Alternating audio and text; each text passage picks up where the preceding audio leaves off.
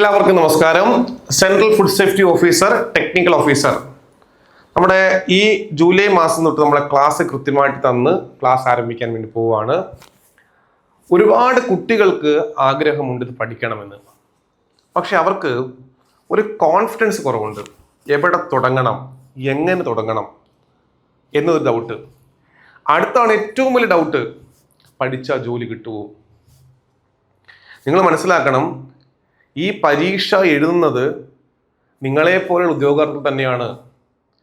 India എല്ലായിടത്തും എല്ലാ സ്റ്റേറ്റിലും exam എഴുതുന്നത് നിങ്ങൾക്കുള്ള ക്വാളിഫിക്കേഷൻ ഉള്ളവർ തന്നെയാണ്. അവർക്ക് വേറെ പ്രത്യേകത ഒന്നുമില്ല. നിങ്ങൾ പഠിക്കുന്നത് പോലെയാണ് അവരും പഠിക്കുന്നത്.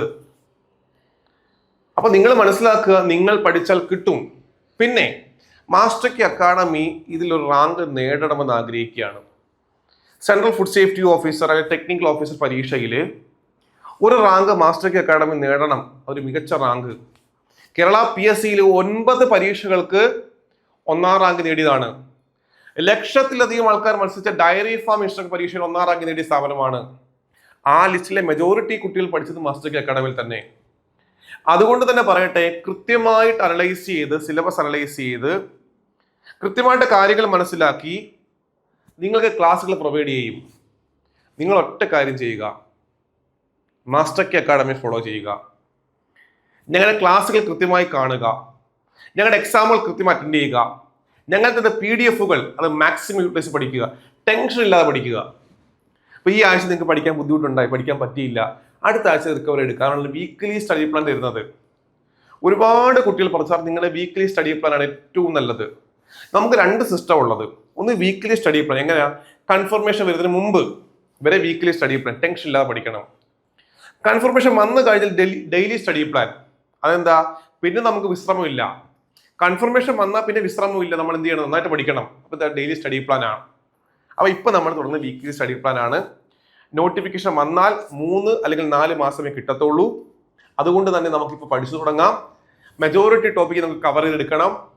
ഇപ്പോൾ തന്നെ ക്ലാസ് നമ്മുടെ ആപ്പിൽ അവൈലബിൾ ആണ്, നിങ്ങൾക്ക് പർച്ചേസ് ചെയ്യാം. ഈ 2 കോഴ്സിനും കൂടെ ഓഫർ ഉള്ളത് 6000 രൂപയുടെ കോഴ്സ് 5000 രൂപ മാത്രമേ ഉള്ളൂ. മാസ്റ്റർ കീ സ്റ്റുഡൻസ് ആണ് എങ്കിൽ വലിയ ഡിസ്കൗണ്ട് ആയിരിക്കും ഉള്ളത്. ചെറിയ ഫീസ് അടച്ചാൽ മാത്രം മതിയാകും. ഞാൻ പറഞ്ഞില്ലേ, ഞങ്ങളുടെ ലക്ഷ്യം ഒരു റാങ്ക് നേടുക, 1ാം റാങ്ക് തന്നെ നേടുക. അതുകൊണ്ട് തന്നെയാണ് ചെറിയ ഫീസിൽ മാക്സിമം കുട്ടികൾ ക്ലാസ് കൊടുക്കുന്നത്. കാര്യം ഓൾറെഡി ഒരു ഫീസൊക്കെ അടച്ച് ജോയിൻ ചെയ്യുന്നതല്ലേ. കാര്യം കേരള PSC കണക്ക് സൗജന്യമല്ലല്ലോ, ഇത് അപ്ലൈ ചെയ്ത് ഫീസ് അടയ്ക്കണം. അപ്പോൾ അതുകൊണ്ട് തന്നെയാണ് വലിയ ബേർഡൻ ആക്കാത്ത രീതിയിൽ നിങ്ങൾ ജോയിൻ ചെയ്യുക, പഠിക്കുക. ഓരോ വീക്കിലും പഠിക്കേണ്ട കാര്യങ്ങൾ കണ്ടേ.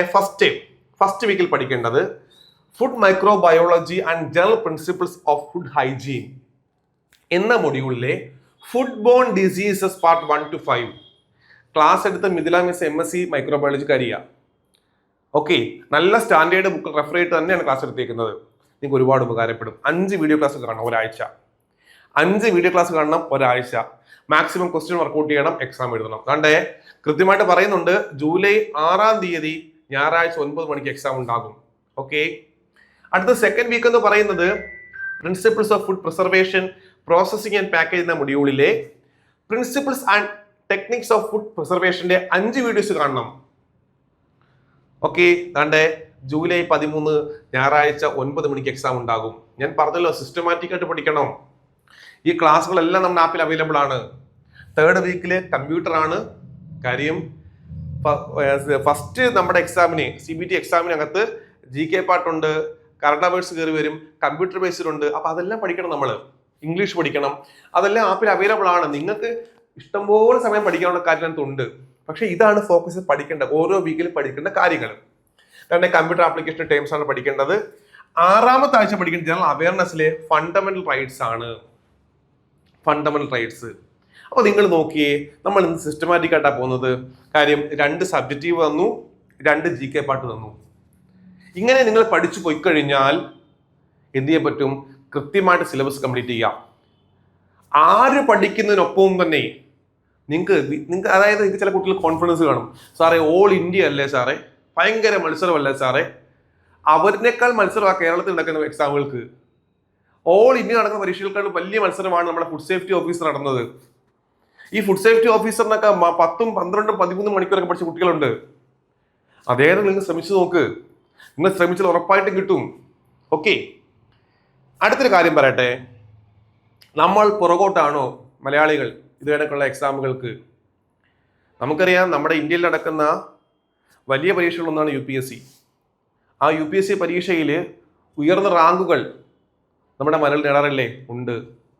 നിങ്ങൾക്കും പറ്റും. ആത്മാർത്ഥ പഠിക്കുക, കൂടുതൽ സമയം കണ്ടെത്തുക, കൂടുതൽ സ്മാർട്ടായിട്ട് പഠിക്കാൻ ശ്രമിക്കുക, ഉറപ്പായിട്ടും ജോലി കിട്ടും. ഇനി ചിലർ പറയും, സാറേ ഈ ഒരു മാസം ഇത്രയേ ഉള്ളോ, ഞങ്ങൾ ഓൾറെഡി വർക്കിംഗ് ഒന്നും അല്ല, ഞങ്ങൾക്ക് ഒരുപാട് സമയം കിട്ടാറുണ്ട്. അങ്ങനെ പറയുന്നവർ പറയട്ടെ, നമ്മുടെ ആപ്പ് ഓപ്പൺ ചെയ്ത് നോക്കുക, നിങ്ങൾക്കൊരു 6 മാസത്തേക്ക് പഠിക്കാനുള്ളത് അതിനകത്തുണ്ട്. എന്തൊക്കെയാ? കുറേ ജനറൽ ക്ലാസ്സുകളുണ്ട്, സബ്ജക്റ്റീവ് ഉണ്ട്, നോട്ട്സ് ഉണ്ട്, എക്സാംസ് ഉണ്ട്, ഡിസ്കഷൻ ഉണ്ട്, എല്ലാ ആപ്പിലുണ്ട്. പിന്നെ ഇതും കൂടെ നിങ്ങൾ ഫോക്കസ് പഠിക്കുക.